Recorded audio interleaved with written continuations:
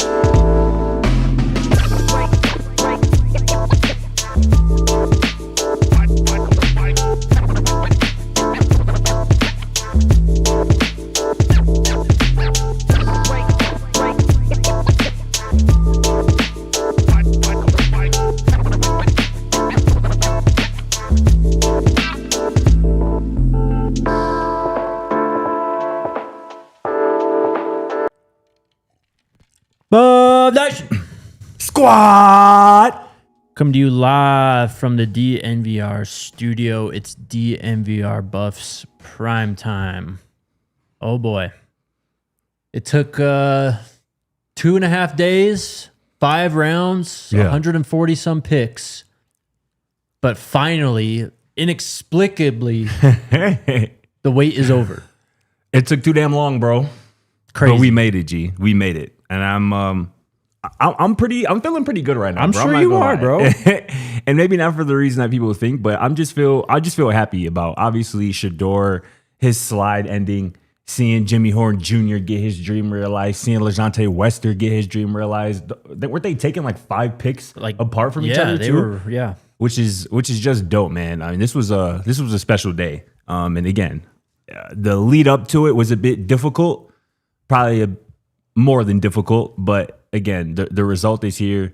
Shedeur Sanders, LaJohntay Wester, Jimmy Horn Jr. have an NFL opportunity in front of them. And now what happens next is up to them. But a lot to talk about, obviously, with the new draftees, some new portal entries for the Buffs. So a lot to get into it. I'm excited to break it all down with you, my boy. Let's get into it, man. Shedeur Sanders is a Cleveland Brown. Not how any of us thought this would go down. For the most part. We talked about him fitting with Cleveland quite a bit. Yeah, we did. You did especially, but this was a failure on the NFL, in my opinion. Yeah, I mean, I want to start here because the moment Tyler Shough was drafted last night at 40th overall, and then Shedeur's new teammate is drafted not too long after that, and Dillon Gabriel by the Cleveland Browns. When those 2 picks were made, it became obviously to me, but I think a lot of the outside world, that this Shedeur slide was not about football. Nope. It was not about football. This was personal. And when I say it was personal, I mean in the regard that teams didn't really like Shedeur the person. Yes. And I think you alluded to this earlier in the week. There's only about 5 or 6 maybe quarterback needy teams in this draft that had an actual realistic chance of selecting Travis. And what has become obvious is that those 5 or 6 teams... Shedeur, you mean? Huh? You said Travis. Sorry. Shedeur. Yeah, sorry. Among those 5 or 6 teams, Shedeur didn't exactly win them over in the pre-draft process for whatever reason. And with the draft, there's an element of having to sell yourself to NFL teams, right? They have access to the tape. They have access to contacts and whatnot, but the most important thing is like them liking you as a person and wanting to select you. Mm-hmm. And that's not something that Shedeur is used to, I think, right or wrong, selling himself to somebody. You know what I'm saying? Because he, I think, is of the mindset, it was like, y'all know football? Y'all watch tape. Start on the tape. There really shouldn't have to be no selling of, what I can bring to an NFL franchise and whatnot. So I think because of that, Shedeur just didn't ace, the pre-draft process. He obviously didn't participate in anything other than, the pro day here at Colorado. And the reports are that he didn't interview well, particularly. You can take that with a grain of salt, whatever you think, but that's just kind of what happened. And I think he went about the pre-draft process as if he knew he was a top 5 pick, a first-round pick, surefire. And what we have learned is that the NFL clearly didn't think so for, again, for whatever reason, most likely it being personal. And I think Sheduer, he had a quote just here recently today after being drafted where he kind of took accountability from how he kind of addressed or took part in the pre-draft process. And I can't find it right now. If I can, I'll get it to it. But he was pretty much like, yeah, there's some things I could have did better. And obviously there was always, looking for ways to improve. And that's something that he probably wanted to improve. But I think at this point, though, I'm at peace with it. You know what I'm saying? I'm just glad it's over. It was a tough fall, but I'm at peace with it. Again, the Cleveland Browns moved up. They traded up to draft Shedeur Sanders. They gave up their final 2 picks in this draft to select Shedeur Sanders. And I've kind of talked ad nauseum about the fit in Cleveland. I think it's a great fit, obviously, for Kevin Stefanski's offense. Obviously, Shedeur's new quarterback coach in Cleveland is one of Coach Prime's really good friends, one of his favorite teammates of all time. Mm-hmm. And he has some real weapons to work with there in Cleveland. And in terms, this thing that really puts me at peace the most is because football got to start again soon. Football is going to be played again soon. And he's going to be in a quarterback competition with Dillon Gabriel and a 40-year-old and a Kenny Pickett. Sheduer going to win that quarterback competition. Of course he is. And it's going to be legendary. And Sheduer, if he does what I think he's going to do, he is going to mean so much to the city of Cleveland. Like, Shedeur Sanders is going to mess around, be bigger than LeBron James in the city of Cleveland. So, obviously, I'm excited. Again, it was a roundabout way to get to where we are now, but yeah, we're here. I mean, not to spend too much time on this, but it's just wrong how all this went down. How Sheduer was picked apart in this process, how the NFL treated him over the last few days. I mean, the guy got a fake prank phone call. That's sick, bro. That's just insane. And then crazy that those losers ended up posting that on Twitter. Clowns, I don't know if you saw that. Yeah, I did. Clowns, bro. Ridiculous. Clowns. But also, if you're the Cleveland Browns, like, why did you draft Dillon Gabriel then? What was the point? Well, if we're taking... I don't even want to answer that question. It's a trick question. But if we're taking Andrew Berry at his word, he said that they stick true to their board and that they believe in best player available. So if we're taking him at his word, he and his staff felt that Dillon Gabriel was a better prospect than Shedeur Sanders. But I would throw in the caveat that kind of what I was talking about, the personal side of things, right? They probably felt like without the distractions that potentially Sheduer comes with, Dillon Gabriel made more sense for them at the point. But again, as Andrew Berry said, once it got to the 5th round, what are we talking about? If Shedeur Sanders is still available, we got to get him. And I think that's kind of where they came to. But yeah, it doesn't really make sense. I'm not going to sit here and defend the Dillon Gabriel situation. No, none of it makes sense to me, man. I mean, this is such a unique situation. First off, this is the most historic NFL draft slide / controversy of all time. 100%. It's just, look, man, I've been covering this draft thing for a few years at this point. And quarterback sliding isn't foreign, but teams usually snatch those guys up on day 2. Yeah. What happened? Because there are multiple teams, and we've seen it time and time again. The Philadelphia Eagles, they had Carson Wentz. And at that time, they were convinced he was their franchise quarterback. They still drafted Jalen Hurts in the 2nd round. Why? Because you need quarterbacks in the NFL, and you just never know when stuff is going to go down. Teams just ignored Sheduer for literally 4.5 rounds. That's crazy. Yeah, I mean, again, I think it's really only the 5 or 6 teams, though, that are actually looking at a quarterback. You know what I'm saying? But and if those 5 or 6 teams weren't impressed with Sheduer, or they turned him off, right? Or they were turned off by him in the pre-draft process. And it's been reported, like, there were a lot of teams who Sheduer just wasn't on their board. Like, they just weren't looking at him. So, yeah, it is nasty work, but I'm just kind of at the point where I'm less about wanting to talk about the free fall and more wanting to talk about that Sheduer now has an opportunity. And that was kind of his biggest sentiment, kind of, talking on a conference call with Brown's local media afterwards. He was like, this last couple of days didn't really faze me. You know what I'm saying? Like, I'm used to the negativity. I'm used to stuff like, the prank phone call. Like, even he said, like, it was obviously a childish thing to do, but we do childish things here and there. Like, that's what Sheduer said. Like, and we probably more pissed about that than Shedeur Sanders is. And that just kind of speaks to the person he is. You know what I'm saying? So like I said, I'm happy he's got an opportunity. And again, I think he's in a really good spot. And I think this is, I know I've said this. I really think this is the best spot for him. Because again, you look at the quarterback room, Who finna be the Browns week 1 starter? I think it'll be Sheduer. And look, man, again, football-wise, it makes sense. This team is going to have some real challenges over the next 2 to 3 years in terms of keeping up in free agency and managing a cap in that time. I mean, it's just a fact. I don't think it's going to prevent them from winning. I'll say that. But it certainly limits your ceiling. Yeah, it does. For a couple years, for the entirety that you still have to continue, paying Deshaun Watson. But I like what they did in the draft. You know what I'm saying? Grabbing both those running backs, Judkins, and then the Sampson, from Tennessee. Getting Harold Fanning Jr. at tight end, one of the most dynamic tight ends in the draft to go along with David Njoku. And again, I bring up, we talked to our guy Thomas Dimitroff, the former Atlanta Falcons GM at the Super Bowl. He told us that one of the best things you can do for a young quarterback is give him a really good tight end.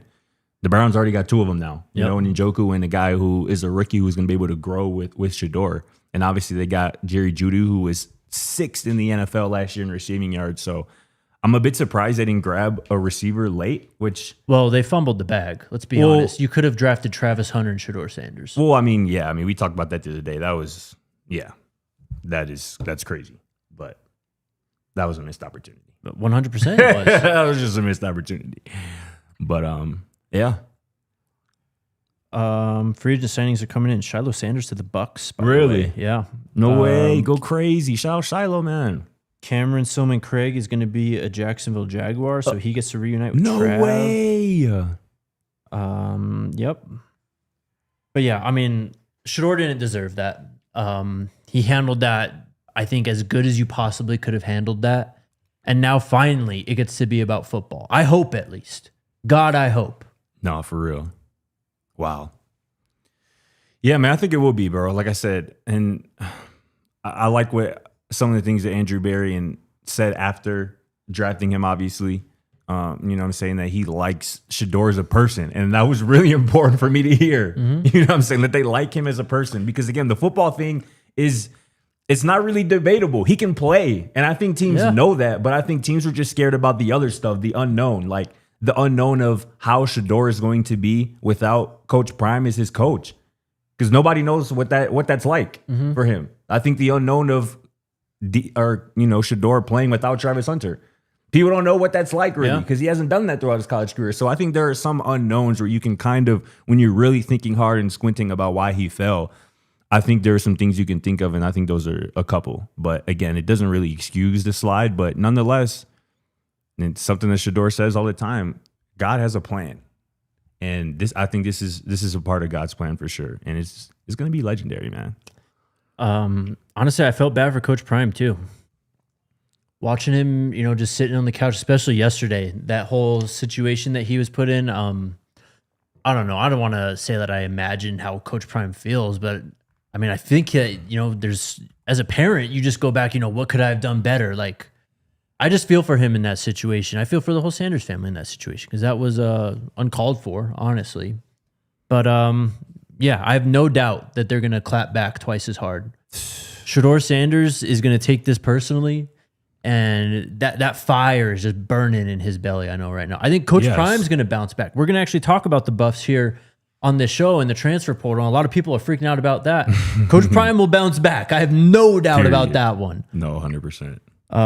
So yeah, it's just what a wild 3 days that just was, man. I'm glad it's over, bro. And I'm excited that we can move on to kind of bigger and better things and more positive things, hopefully. But as you know, with Sheduer in particular, something else is going to pop up here sooner or later that we're going to have to talk about that we won't want to. But for the time being, I'm really excited for Sheduer, man. And I think he has really gone about these last couple of days in the face of real public adversity and maybe some embarrassment. He's handled it like 100% pro. I mean, shoot, this morning as we were going into the 5th round, I was honestly convinced they were going to let him go undrafted. So was I, bro. That's what I was mentally preparing for, bro. Thank God that didn't happen. Yeah, look at them. They're on TV right now. They're celebrating.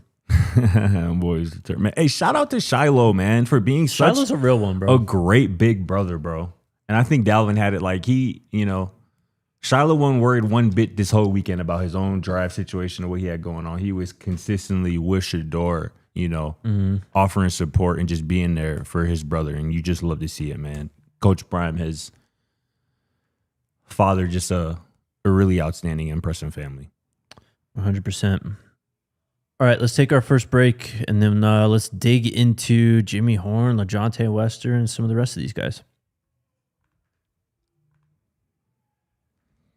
Shout out to our friends over at Timeline. Timeline sells health and longevity supplements featuring the proprietary MitoPure ingredient. Do you know what MitoPure is, Scotty?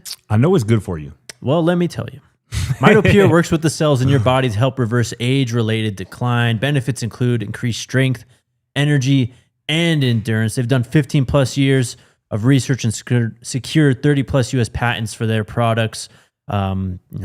This is what we're all trying to do, right? We're just trying to be better, feel better, look better, just be healthier people.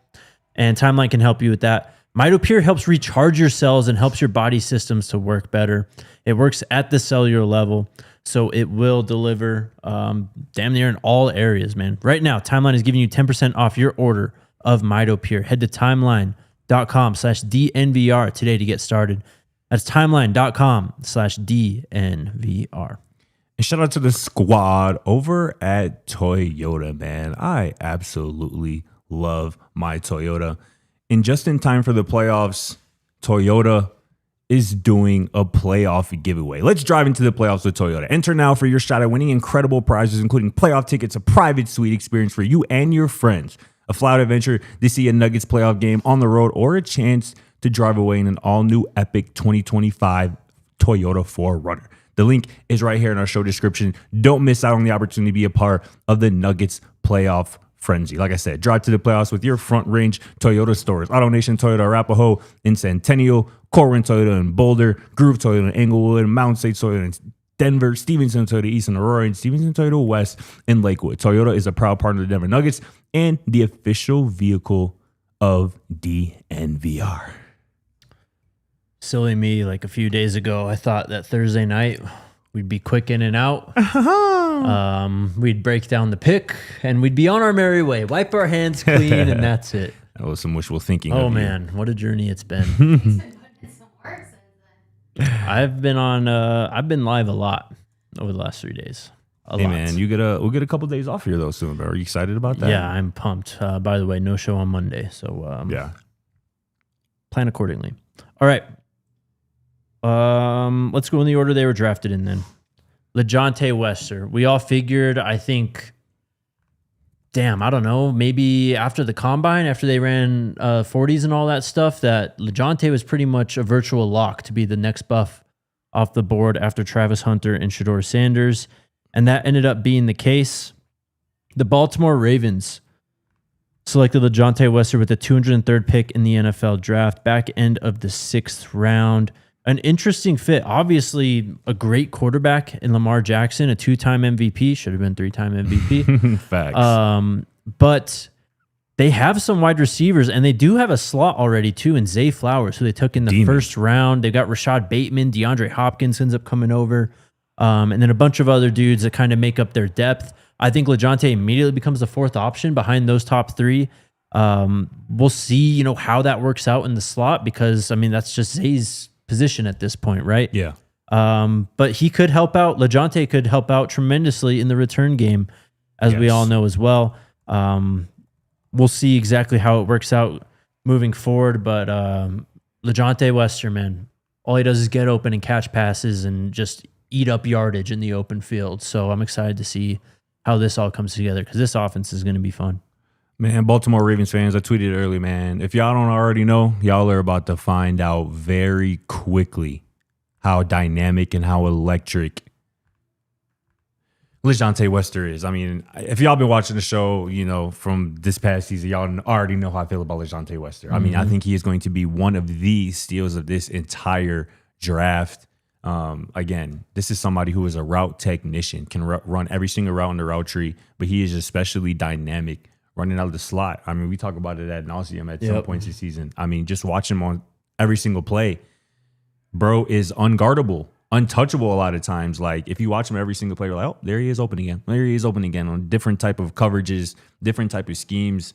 He just has a certain amount of elusiveness and slipperiness to him that, he's just really one of them ones, bro. And I think he landed in a perfect spot there with Lamar Jackson and Florida boys, that Florida connection. Yeah. And I think him and Zay, like, I don't think that's too kind of redundant of a skill set. Like, I think those are two guys that you can both have on the field together because Zay has really established himself as one of the league's best receivers, I think, already in just, 2 seasons, I believe. So, Mark Andrews still in that offense. Rashad Bateman has come along. They're always going to have a run game with, Derrick Henry and Lamar Jackson's legs. So I love that fit for LaJohntay in Baltimore. That city is going to fall in love with him. And then again, the first time he takes a punt to the crib, because I saw even from, some Ravens beat reporters today that LaJohntay looks like already, just from right now, kind of the front runner to be their starting punt returner. And we saw this past season how electric he is. The former AAC Special Teams Player of the Year before he arrived at Colorado at FAU because of his return ability. So that's gonna be something special, man. I can't wait to watch that first Lamar to LaJohntay touchdown and LaJohntay getting an end zone doing one of these. That's gonna be so turned. I mean, it's just a great fit overall, man. I mean, working underneath in RPOs, LaJohntay's just the burst that he has in the open field. He's gonna eat up some yak. He can get himself open too. I think the Baltimore Ravens are going to come away very happy with their 6th round selection in this year's draft. Definitely. The next guy was Jimmy Horn Jr. Good for Jimmy, man. Love that. Everyone loved that. With the 208th pick in the 2025 NFL draft, the Carolina Panthers selected Jimmy Horn Jr. Again, I mean, you all know, it's kind of a similar archetype to LaJohntay Wester, maybe slightly more top-end speed. I mean, we saw that in the open field against North Dakota State this last year. He joins a team with Bryce Young, an interesting player who was teetering on bust territory. And then he comes back from the benching. I think Andy Dalton, right? He got hurt, and he ends up taking off. They get Tedero McMillan in the first round. They drafted a first rounder in Xavier Legette last year. Adam Thielen was working out of the slot. I think Jimmy Horn Jr. is going to have a chance to push Adam Thielen, whose best days might be behind him rather than ahead of him. Hey, don't sleep on old man Adam. Man. Hey, Adam Thielen could ball, man. He had some years with the Vikings, let me tell you. No doubt. Again, though, as a kick returner, punt returner, Jimmy Horn is going to be a factor for the Carolina Panthers here. Another good fit. Goes back to the East Coast, although a little bit more north. I love that fit in Carolina with Jimmy. I mean, again, getting Bryce Young, both Tedero McMillan, I think the best receiver in this draft, not named Travis Hunter, and Jimmy Horn Jr., who really have obviously 2 different skill sets, I think is the way you support a young quarterback, like Bryce Young. And I think he's gonna love both of those guys. You know what I'm saying? So I think, I love that for Jimmy, man. And the return ability. And they just had a rookie wide receiver last year, Jalen Coker, who kind of had a slow start to the season, but really kind of came on late in the year. And I think I can see Jimmy kind of having a similar kind of instant impact as a rookie for Carolina because they're looking for answers, right? And I think David Canales, their new head coach, offensive coordinator, is a real creative mind who was previously in Tampa.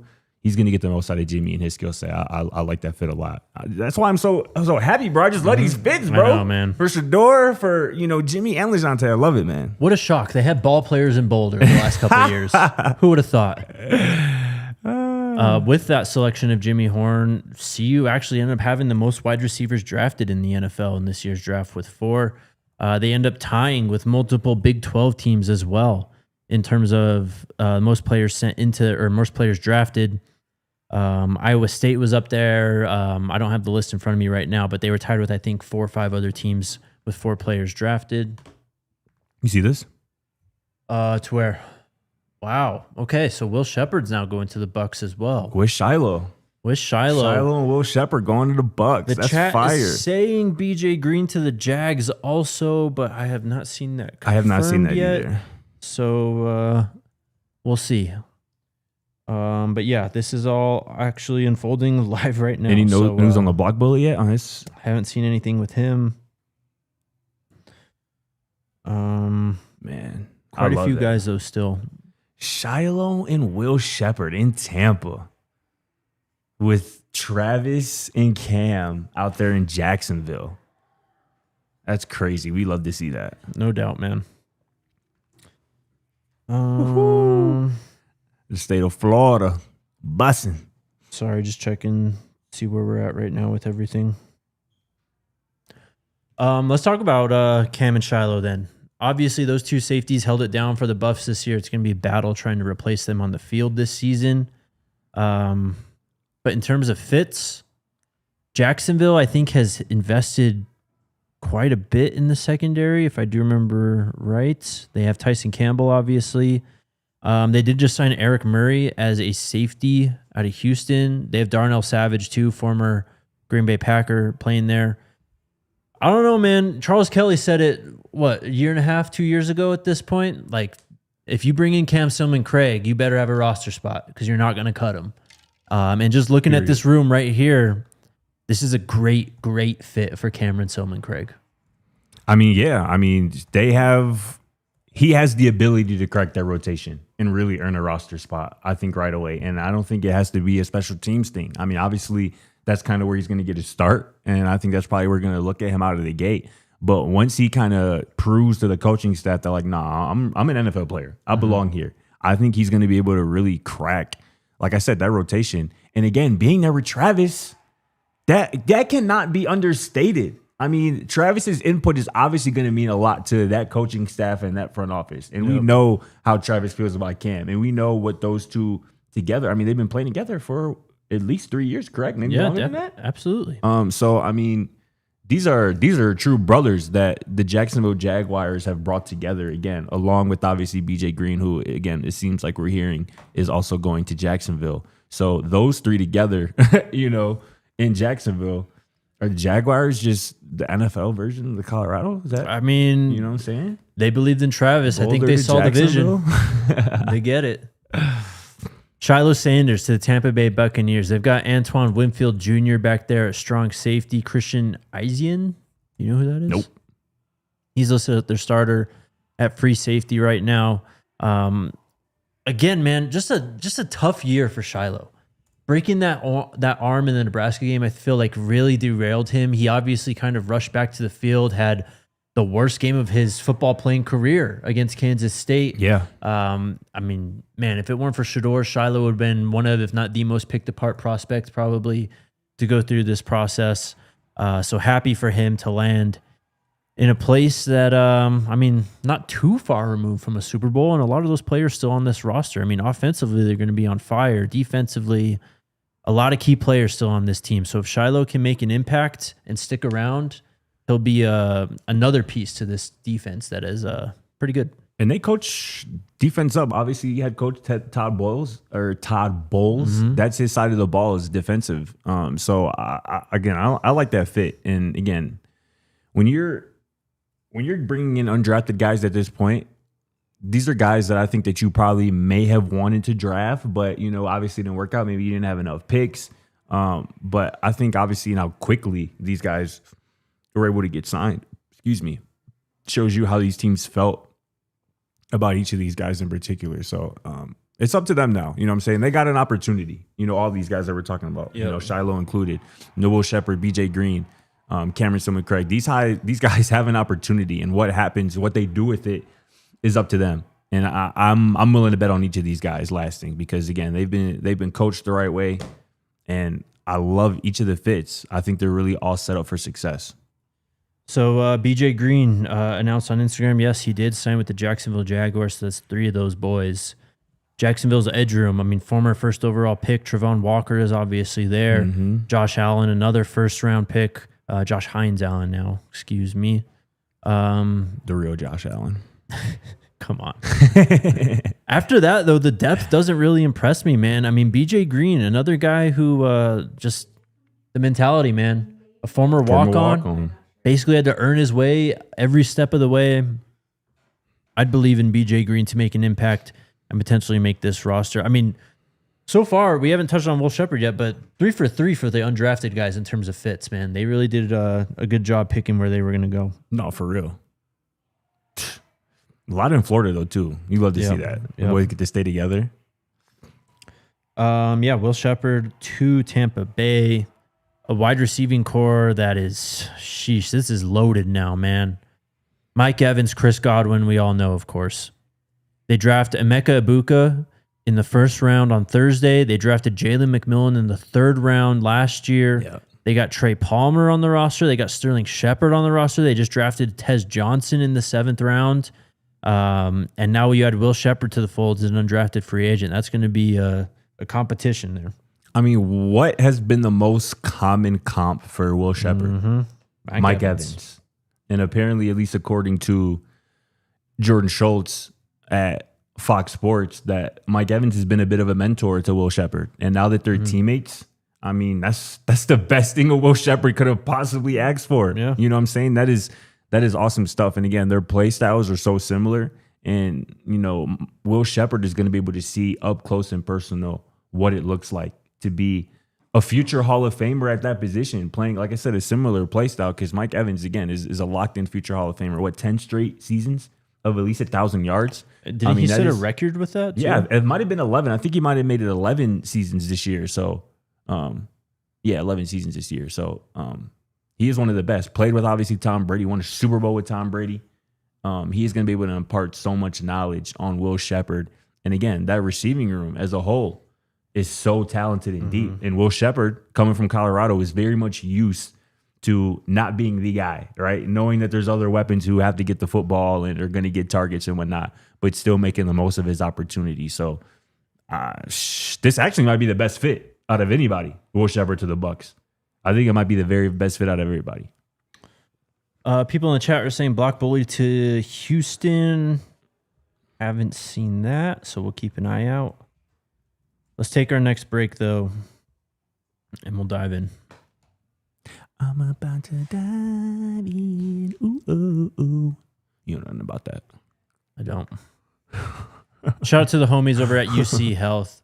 Again, we're all just trying to live better, man. Live healthier, live longer. Our friends at UC Health come in, just encouraging you to live extraordinary. Our guy, RK, he came in today, and we were here for a long time. I heard him producing earlier, right? He was producing earlier. He's coming for your job, Alyssa. But at least we say thank you. I mean, RK just staying true to the diet. Just said no to all the snacks again today. I mean, he's got to be damn near 80 days strong now. So be more like RK and the DNVR Buff Show, which is brought to you by UC Health, the official healthcare partner of the Colorado Buffaloes. Learn more about living like there is a tomorrow. Go to uchealth.org for more info. UC Health, live extraordinary.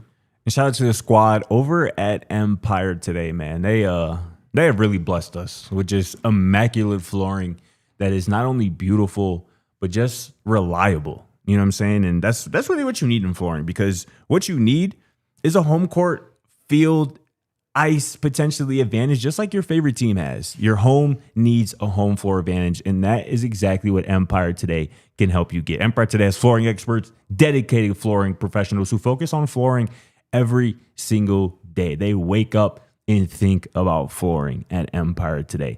Empire Today, like I said, they live and breathe it, and they will be with you every step of the way. It's a whole different ball game at Empire Today. They will help you pick the right flooring and the right colors for your space so you can see how it looks with your furniture in your house. Talk about convenience. So with Empire Today, you get clear, upfront, and all-inclusive pricing. Plus, you can schedule installation as soon as the next day. Schedule a free home estimate today, because some things are just better at home. DNVR listeners can receive a $350 discount when using promo code DNVR. Yes, you heard that right. $350 discount with code DNVR. Restrictions apply.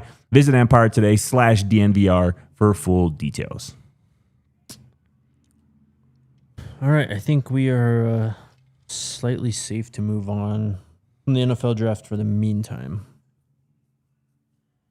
All right, let's talk about it, man. What are we talking about? The transfer portal closed yesterday, and it was not kind to the Colorado Buffaloes. It was kind of brutal, honestly. It was potentially the biggest loss of this portal period. I think that's accurate, bro. Got to be Colton Hood, right? Yeah, so, I mean, we know that I don't know. Maybe we could have saw this coming when Zach Owens entered the portal early in the week. I mean, these guys all came in together. Right. These are pastors' boys. They all came in together, all went to school together. They're all best friends. They're all really tight. So, yeah, when the news came out last night that Brandon Hood was entering the portal, I kind of figured it was only a matter of time before we saw Colton Hood. Sure enough, a few hours later, that comes through. Jaylen Wester ends up entering the portal this morning. I think this is it. The portal closed last night. Right. I think this is it. I think we would have heard about it. And obviously in Jaylen Wester, that was announced like in the early this morning. So he was probably, I would think, the latest entry. Right.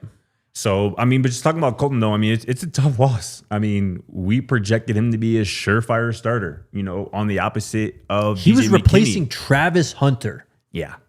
And we talked about him, as a guy who could potentially, has two-way ability. I mean, we weren't really putting on that because, he has to dominate at corner first, to use Coach Prime's words. But, yeah, Colton Hood was going to be a very important and impactful player for this team this year. And it's unfortunate that he has decided to enter the portal.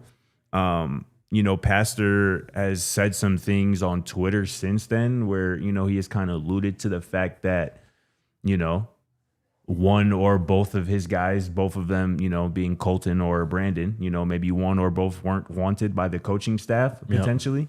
Yep. I assume that wasn't Colton that they were talking about in terms of not wanting. You'd be right, yes. But, obviously, again, those are brothers. You know what I'm saying? They came here to play together. And Colton has really never been shy about how he wants to play, with and for his brothers. So, again, when we saw Brandon enter the portal, it was on the heels of Zach Owens entering the portal.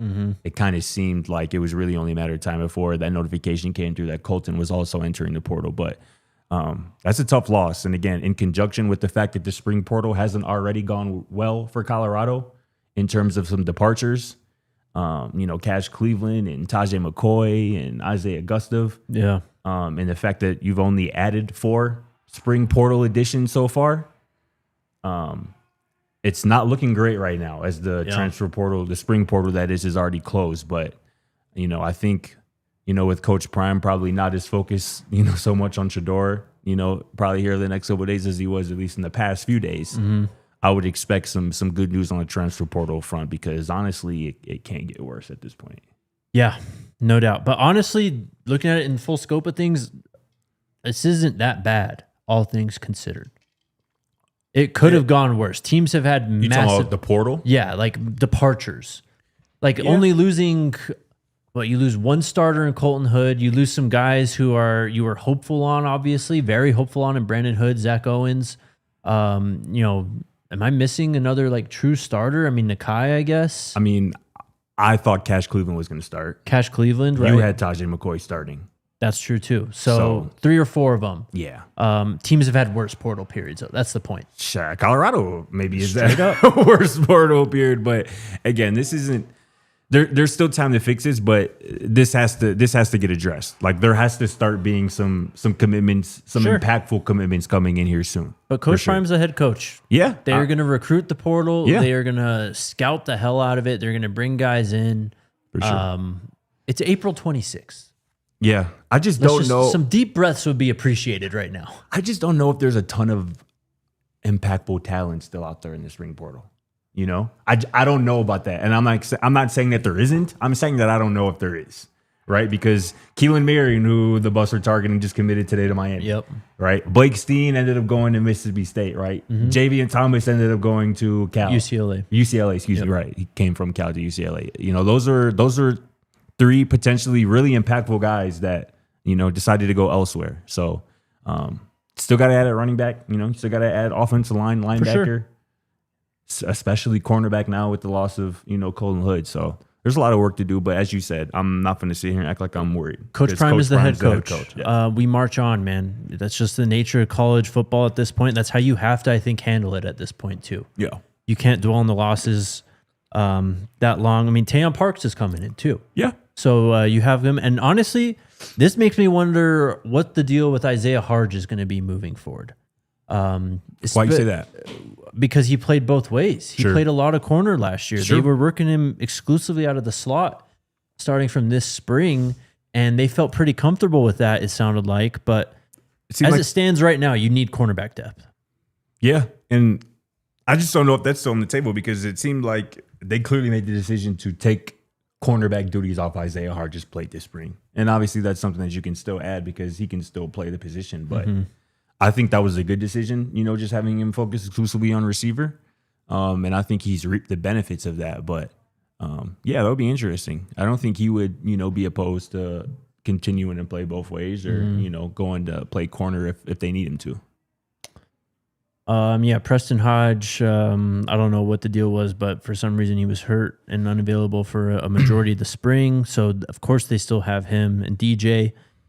If Tayon Parks can step up and be that third guy to round out the cornerbacks. Kind of need him to at this point. You really kind of do. And there were a few 4-star cornerback prospects in the portal, but yeah, I saw one, the former Florida State kid, I think got swooped up yesterday. I think the Houston kid did too. Yep. So, scouting staff's going to have to be put to work. We'll see how it all goes. If you can just scroll up just a little bit for me, Alyssa, to Matt Goldstein's comment. I've had a couple people ask me this in the last 24 hours in terms of whether Shedeur's slide could potentially impact recruiting. And obviously, because Shedeur's slide just kind of coincided with the Hoods entering the portal, Brandon and Colton, and obviously Jaylen Wester last night.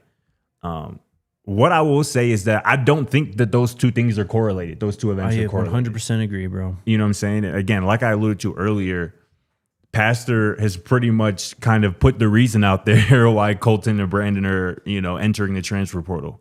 And then in terms of Jaylen Wester, he also put out there today kind of why he's entering the transfer portal, if I can find it really quickly. But he basically just said, it's his last year. You know what I'm saying? Damn, and, yeah. Some things are just out of your control. He wants to go play. He wants to play. He has one more opportunity to play. You know what I'm saying? And I would assume a conversation might have been had with the coaching staff like, hey, you might play for us, but we brought in 2 transfers over you, and we got this recruit that's coming in, and we are still trying to recruit more guys. And we love you. Fact of the matter. And we want you to play. So maybe it might be best for you to, seek opportunities elsewhere. So I'm not saying that's what happened, but I'm saying that I think that's a plausible, explanation for what happened. So to answer that question, like I said, a few people have asked me that. I do not think that Shedeur's slide has any impact on Colorado recruiting or some of the recent portal departures that we've seen here. No, what happened to Sheduer in the draft was clearly a Sanders thing. Yes. The NFL was clearly trying to send a message to Coach Prime and Shedeur Sanders. 100%. Plant your stake. Let's plant our stake. So much, I guess, bad portal news. But if you want to help out the Buffs with this portal, hit up our friends over at Fanstake. You can sign up right now today. No credit card, no strings attached, and you get a free $25 credit to place on a player. They're basically just giving you $25 to contribute to the success of the Colorado Buffaloes. You can also put that on a current player and try to keep them in Colorado by planting your stake. Who do you want to talk about today? Current player? Mm-hmm. Current player? Mm-hmm. I want to talk about Michael Welch. Nice pick, yes. Very timely with Brandon Hood entering the portal. Obviously with Isaiah Gustav hitting the portal. With the running back room at Colorado in terms of at least scholarship players currently consisting of Dallin Hayden, Charlie Alfredahl, and Michael Welch. Mm-hmm. This is a really good time to support Michael Welch and make sure that he remains a Buff and knows that he is, beloved by this fan base because this offense is going to really rely on him. And he certainly has the ability, the talent to be a really good running back in college football and the Big 12 in particular. So let's plant our stake on the young fellow Michael Welch who's entering his, sophomore season. Another Georgia kid too. Yeah, 100%. Look, man, Micah's kind of gotten the short end of the stick at times as well throughout his short college career. Just in terms of the timing of that injury last year, because you're right. he was really starting to get going, man. And it's honestly like that play that it happened. He gets the ball. You're like, oh yes, finally Micah's got the ball, and then you see him grab behind the leg, and you're just like, oh come on. Hammies ain't nothing to play with. It's not, but look, it's a massive opportunity for Micah Welch coming into camp here now, going through the summer. I hope that he attacks this summer. Maybe just with an added intensity, because you already know Micah's an intense kid. He's all about business, right? If there's anything to turn it up another notch, it should be him looking at this backfield right now and realizing, oh, I am the guy. Of course, Dallin Hayden is in there. Charlie's in there. They're probably going to bring another one, maybe two running backs in via the transfer portal. But as it stands right now, and in my opinion, as it stood since the Alamo Bowl ended, Micah Welch is RB1 for this team. You and I have been lockstep in that, and that hasn't really been a popular opinion amongst the fan base. But, now with limited options in that room right now, again, a lot of people might side with Dallin Hayden, and I would get that because Dallin Hayden, I think, is in for a pretty big year, assuming he gets the opportunity, because he's certainly talented as well. And I think his second year in Colorado, kind of removed from Ohio State, I think is going to unlock kind of the best version of him. But Michael Welch, to me, I think just has a really high ceiling. And I think we can start to see evidence of that this fall. 100%, man. There you go. That is Plant Your Stake, presented by Fanstake. Stake your favorite players to attend your school. Head to fanstake.com or download the app. Use code DNVR at checkout for a free $25 credit. No credit card required or strings attached to stake your prime athletes. How far are we in, Alyssa? 46:30. All right, let's take our final break, and then we'll kind of wrap up the weekend, talk to the people. Our final shout out of the day goes to our new friends at Big Brothers Big Sisters. ALLCITY and Big Brothers Big Sisters of America have teamed up for a partnership. We're going to be doing lots of stuff with them, collaborating with them. They were hanging out with the Broncos guys at their draft show on Thursday night. So stay tuned. We're just getting started with this partnership. But it's all about passing it on, right? Paying it forward. I think that's the best thing that you can do, really, as a human, is look out for those younger than you, pass on knowledge, even just advice, just being around to the next generation. So we're excited to support youth mentorship that really makes a difference. You can learn more and see how to get involved at bbbs.org/allcity. All right. I still can't, geez, man. What 3 days. You feel like you've been through the ringer, bro. It sounds like you like really just seen some shit. Like you've been through some shit. I was live for 13 hours over the last 3 days. 14 or 15, actually. You're a real one for that, bro. Crazy. Honestly. But it was a lot of fun, man. Hell yeah. You killed it too, by the way, bro. Thank you. Great job this weekend, bro, as always, man. Thank you, man. Same with you, bro. You really do this shit, bro. Thank you, bro. I appreciate it. And if nobody gives you flowers today or this weekend, bro, let it be me who does that for you, You're my bro. fucking guy, bro. Squad, appreciate bro. you. Real shit. Anything on Shedeur, LaJohntay, Jimmy, these UDFAs that we haven't talked about? Let's talk more about Shedeur. Yeah. Because why not? This was the quote I was looking for earlier when Shedeur was talking about this pre-draft process, which obviously, he didn't necessarily ace for whatever reason, right? He goes, I feel like in life, there's always a way I can improve. I'm able to improve. And some things that I did that seemed right at the time, I could have went about it a different way. And I think this is a really smart way to think about it and obviously to go about it. And I encourage everybody to go check out Shedeur's kind of interview with local Browns media. It's on the Browns YouTube channel. It's about 15-minute interview or so. But Shedeur he just exemplified who he truly is in that interview, right? And I think that was a perfect first impression to Browns fans about who Shedeur Sanders is. He was humble. He was accountable. He was grateful for the opportunity, obviously. So, you love to see that. And I'm just really excited about the fit, man. He's going to be legendary, bro. Like, they're gonna love him. And again, Dylan Gabriel in that room, bro. I feel like every day when he walks in and sees Dylan Gabriel in his quarterback room, that's just gonna fire him the fuck up. I hope it bro. does. I hope it does. It's just gonna fire him up, dude. And it's just gonna It's gonna be something. And I want to do this about the Browns draft, right? I saw this tweet from Max Loeb. I think that's how you say his last name.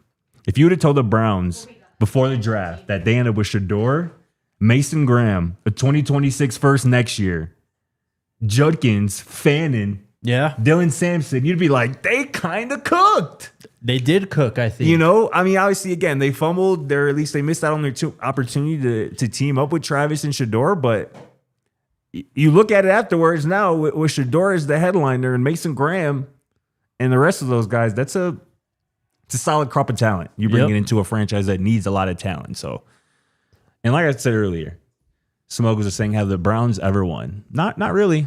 And they won a playoff game a couple years ago. Hang the banner. But if there's anybody who can fix the mess that is the Cleveland Browns franchise, it's somebody who has turned around 2 different college football programs that is uniquely built for the spotlight and the moment and what it's going to take to flip a franchise that's been as god-awful as the Browns have been for my entire lifetime. Yeah. I mean, let's do this since we're probably not going to look back on this entire process much anymore. We're moving forward, right? Let's do it, bro. Put it all out there. Let's talk about the actual pick. When Shedeur's name came across the TV and the screen cuts to Barry and Stefanski. Yep. And it's just the golf clap, right? Yep. What'd you make of that? I'll tell you this. Stefanski was asked about that. Stefanski and Barry were both asked about that exact moment. Stefanski says, quote, "Don't read too much into that. Reaction video making the rounds from TV." This is not the quote. The quote was just, "Don't read too much into that." Yeah. Zach Jackson, who covers the Browns for The Athletic, goes on to say that Stefanski says that it wasn't timed up to the exact reaction, which I think happens, right? Like it does, yes. There's a delayed reaction. It's like you already talked to Sheduer and you did the whole thing, and now the camera's on you. So it's like, we're not going to fake act excited. Right. I think that's all that happened. You know what I'm saying? But certainly that wasn't a good look, because especially Andrew Berry, because he's just sitting there looking impressed. You know what I'm saying? So I again, like Stefanski said, I wouldn't read too much into that 5-10 second clip that, again, was delayed. That was not their actual reaction to them drafting Sheduer. So, I mean, thankfully you get to bring context into this, because I've been doing this for the last 6 hours, so I haven't really been able to even listen or dig into this. But and one more thing on that, because a lot of people, I saw under your tweet of that, a lot of people were saying this just screams Jimmy Haslam making the call down. I think that's what happened. Andrew Berry was asked about that. Okay, what'd he say? Jimmy lets us work. Jimmy lets us do our job. All right. That was his response to that. Okay. So I can understand why people assume based off of that clip that, like, they clearly didn't want to do it. This was the owner. That's what it looked like. The owner calling down. But again, based on what Andrew Berry and Kevin Stefanski has said about that, and good on the Cleveland media for asking these questions too. Absolutely, 100%. That's why, again, I'm encouraging people to go check out these kind of interviews on the Browns YouTube channel. But yeah, I like that they asked those questions and that they had these answers. So the one thing that did kind of bug me about that, though, separate from all of that, was if Sheduer, in an alternate universe, if Shedeur's their guy, they're over the moon about him, they take him at 2, the reaction is bouncing off the walls, like excited. You just got a franchise quarterback. Yeah. And I don't feel like Sheduer quite got that reception. Obviously, he's a 5th round pick.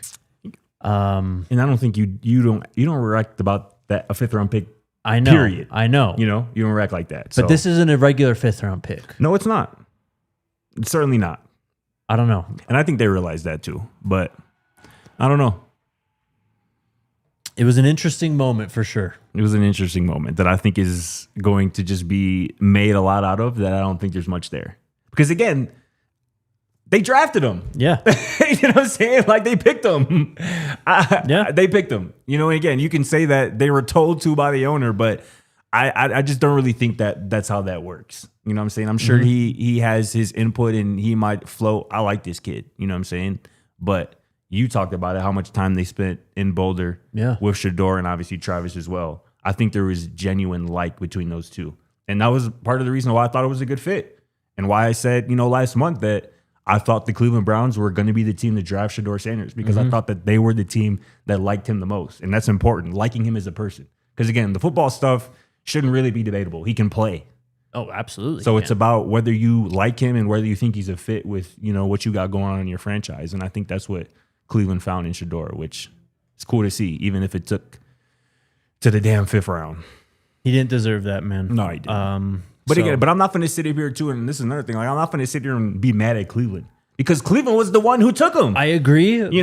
You did pass on him quite a few times, and you literally took another quarterback before you drafted him, though. I'm just throwing it out there. I get that. I understand that. But me personally, I'm not going to sit up here and be mad at Cleveland when they were the only ones to actually give him the opportunity. I'm going to be mad at the other 31 teams. No, absolutely. I can be mad at the fact that they took Dylan Gabriel because that was a crazy decision, but I'm not going to be mad at them because they did the right thing at the end of the day, and they're going to be rewarded for it because Shedeur Sanders is going to be a dog. You're right. I guess final things before we get to the chat, and this isn't really anything new that has been said on the show, but I just really hope that Sheduer is just, that fire is just raging in his belly right now. I hope he throws up the wrist every damn time he completes a pass at this point. Like, I'm serious. Like, the way that the NFL treat him and then the public reaction to all this. Yeah. I don't know, man. It's gross. One more thing, too. You saw a Denzel Ward tweet at Sheduer. Yes. Denzel Ward tweet at Sheduer let me find it. He didn't tweet at Dylan Gabriel, did he? Exactly. And that's where I always go. Let me find the tweet. That's another interesting aspect of this, though. Like, we have eyes, bro. The players in the locker room have eyes. You can't lie to them. That's why I'm not worried about Dylan Gabriel, Joe Flacco, or Kenny Pickett. But they're already going to look at Dylan Gabriel different because everyone in that locker room already knows Shedeur's a better quarterback than him. That's awful for Dylan Gabriel. That's great for Sheduer. It's just why'd you do that though? Why? Denzel Ward tweeted at Shedeur Sanders, "Time to be legendary. Let's do it." And as you said, no tweet to Dylan Gabriel, who was taking 2 rounds prior. Yep. Oh man. And again, like I said, when Tyler Shook went off the board and then Dylan Gabriel went off the board, like I said earlier, that proved to me that this is not about football. This is personal. Yep. Because what traits or tools does Dylan Gabriel at 5'10" have that Shedeur Sanders doesn't as a football player? And you know what? Who really hit this point home? Actually, who's that? Was Skip Bayless. He put out a video Thursday night. I saw his tweet saying that he was gonna put out a video, but I didn't actually see the video. No, he cooked. I bet he's passionate about Sheduer, and he is, and he was just as angry and blown away as we were. Which I appreciated first off, but who was more pissed, him or Mel Kiper this weekend? Mel Kiper was.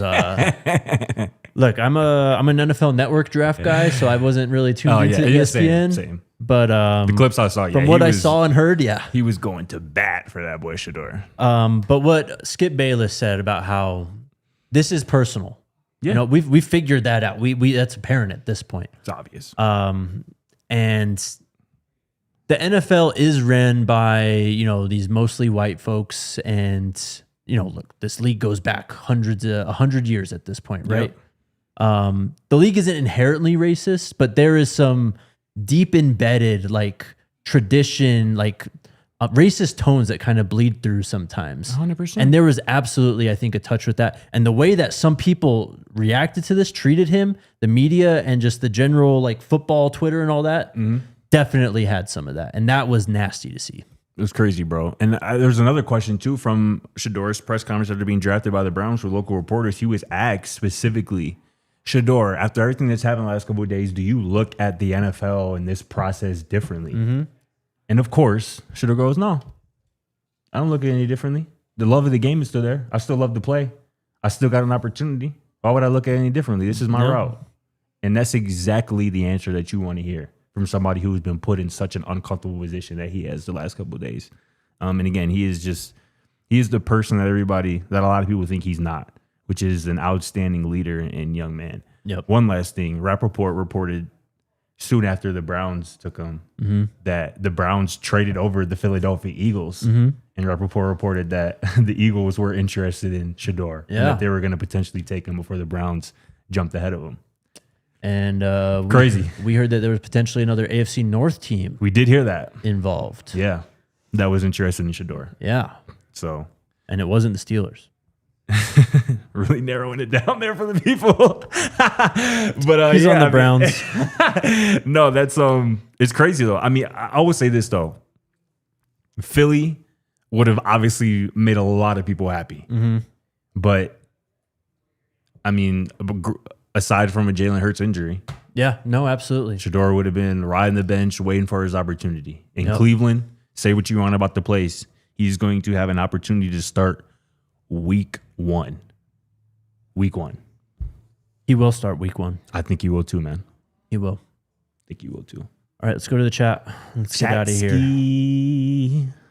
Miss New York's Finest says, any news on Shane Cokes? I haven't seen any other free agent news. I know you guys are saying Chidozie and Justin Mayers to Houston. I still haven't seen nothing that. on Block Bully.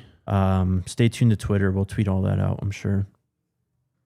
BP, when is the team back for practice? I mean, practice doesn't start till late July. Be a minute. The team, CU is wrapping up a semester right now still, I believe. I don't think we haven't had graduation yet, right? No. So that's going to happen here within the next few weeks. Then it's obviously summer break. So especially after this weekend, it's kind of football off for a minute. We'll always be here, of course, but always. We got you covered. Yeah. AE, what contract is Block Bully? Is he just a camp invite or did he get a contract? So, okay. Quick explanation. How UDFAs work. If you were eligible for the NFL draft and you do not get drafted, you basically just become a free agent, which means that you are allowed to negotiate with teams how much you get paid, pretty much. And some people do report, what these UDFAs signed for, and you can tell because there's kind of a scaling that comes out. I'd say probably anywhere from, I don't know, $500,000 to $750,000. That's like an elite UDFA. That's like a big time UDFA contract. After that happens, you can sign you sign like a full term contract, but it's like or maybe it's the same contract. Either way, it's not like a regular rookie deal, like 2 through 7 round where it's 4-year deal. Because I think UDFAs actually get to the table a year earlier ahead of those guys, if I do remember correctly. I don't know why you looking over here for confirmation. I'm just letting you cook. I'm learning from you right now. I'm learning. So it is a slightly complicated process. You'll see some things about money, but this is just the beginning. So, yeah, hopefully that answers your question. Dr. Irvin Christie asks, in what world do you move on from a Hood? What is a different direction from that? That is that's a Coach Prime question, unfortunately. Yeah. Ain't nobody moving on from Colton or trying to move on from Colton Hood, though. I'll tell you that much. That's facts. I think we can just leave it at that. I don't know exactly what happened. I don't know exactly what went down, but clearly something did. Thank you, Hubcap. He says, yes, 3 years instead of 4 for UDFA. So there you go. Oh, my gosh. What a day, bro. What a weekend. We are off Monday, and I'm so excited. Yes, we are. Chat, thank y'all. Way to hang tough, honestly, these last few days, too. I know it was very stressful. I know a lot of people crashed out. We're on the border of crashing out, but we're here. We're here now. Squad. We can move on and upwards, and we will do just that on Tuesday. Anything else for you before we head out? I don't think so. Last thing, I guess. I told y'all, man. I told y'all Shedeur Sanders was going to be a Cleveland Brown, man. Stop playing with me, man. Everybody out there who told me I was capping, man, stop. Especially this one. I'm taking it easy on this one right here. But all y'all out there that tried to play with me, I told y'all that boy was going to be a Cleveland Brown, bro. Watch that boy be legendary in Cleveland. That's all I got, man. I'm going to close it out on that. Tried to tell y'all, folks, over a month ago. Stop playing with me. See y'all Tuesday, Go Buffs. We all silly like the mayor.